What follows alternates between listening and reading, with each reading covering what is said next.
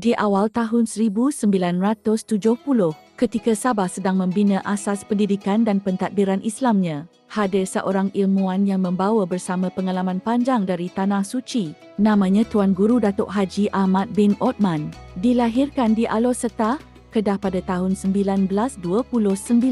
Beliau menempuh perjalanan ilmu yang panjang dari pondok di tanah air, ke Mahat Saulatiyah dan Mahat Ulumuddiyah di Mekah, sehinggalah ke Universiti Islam Madinah dalam bidang syariah. Tahun-tahun itu membentuk ketegasan fiqh dan disiplin ilmunya.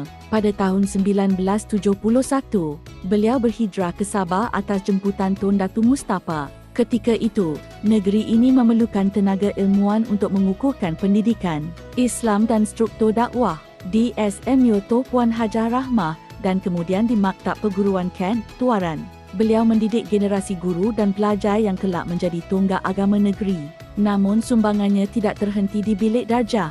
Sebagai pengarah dakwah MUIS, Timbalan Mufti Sabah dan ahli majlis fatwa hampir 2 dekad, beliau memainkan peranan besar menyusun struktur dakwah negeri, termasuk pelantikan pengerusi jawatan kuasa dakwah daerah, memperkemas kurikulum Suez dan SMU, serta membuka laluan pengiktirafan pelajar Sabah ke Universiti Al-Azhar dan Ummul Qura. Beliau bukan sekadar pentadbir, beliau arkitek pembangunan ilmu Islam di Sabah. Ketokohannya diiktiraf melalui pelbagai anugerah termasuk Tokoh Ma'al Hijrah Negeri Sabah. Pada tahun 2009, selepas bersara, beliau tetap setia menyampaikan ilmu sebagai penceramah tetap di Masjid Bandaraya Kota Kinabalu. Pada 10 November tahun 2011, beliau kembali ke Rahmatullah dalam usia 82 tahun.